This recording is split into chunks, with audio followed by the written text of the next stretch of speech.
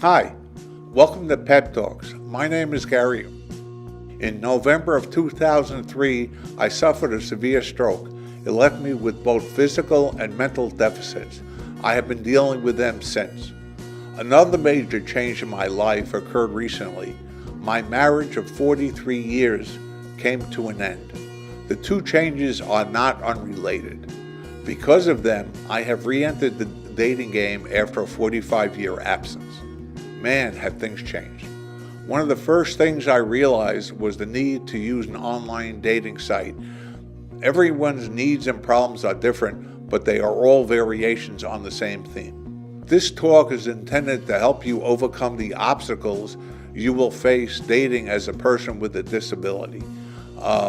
The information heard here is narrated by me, but comes from a group of stroke and TBI survivors who are part of the Moving Message program at the College of St. Rose in Albany, New York.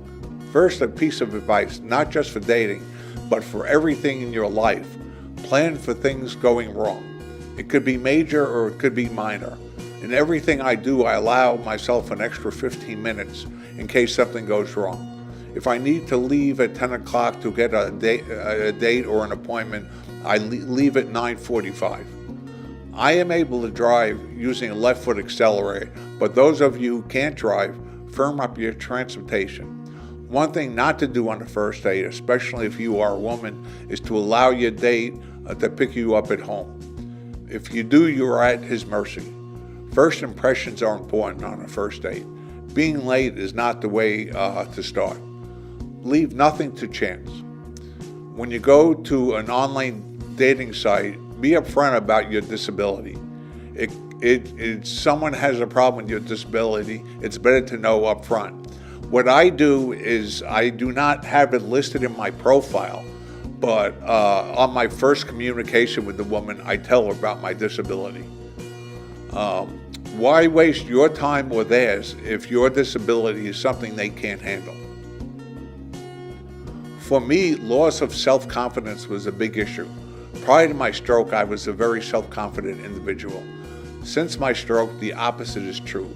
I am unsure of myself. The lessons I learned rehabbing my body also work in rehabbing my mind. As I have gone on a few dates, my confidence is returning. Just as repeat exercise improves your body, repeat dating improves your confidence in yourself. There are things we do every day to deal with the world not catering to us. We have to move around our place settings to accommodate our hemiparesis.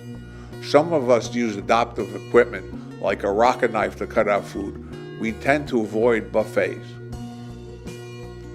Here are some do's and don'ts to keep in mind for when you are dating. Do's. Be upfront about your disability. Dating etiquette, I believe, is very important, but because of my stroke, I am unable to perform some of the things that dating etiquette requires. So I let my date know that I believe in them, I'm just not able to perform some of them. Prepare for the date.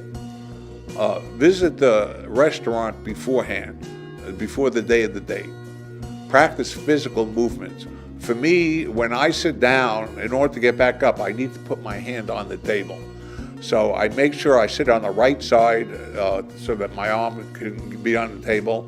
And I also practice, if I'm there beforehand, standing up so that I could kiss my date when she arrives.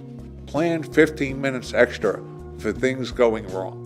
Confirm your transportation. Try to scope out the date site beforehand to determine any physical obstacles you might have to face.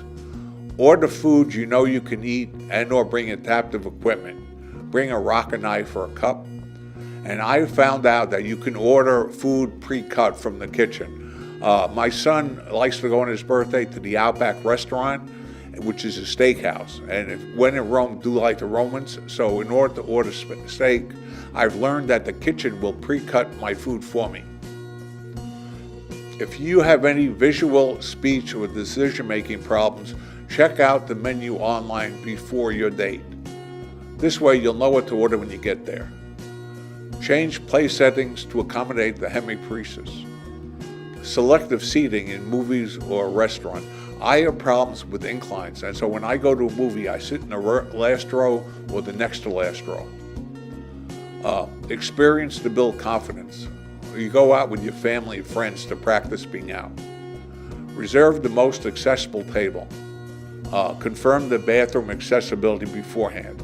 If you need assistance, station an aide at the bar.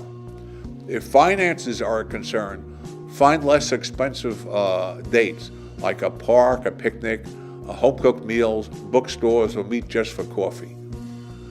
Don't allow your date to pick you at your residence. Avoid buffets, and don't drink too much before and during a date. The bottom line is you can successfully date if you just plan ahead. Our channel will follow up with other topics relating to dating, including maintaining relationships and intimacy. Thank you for watching.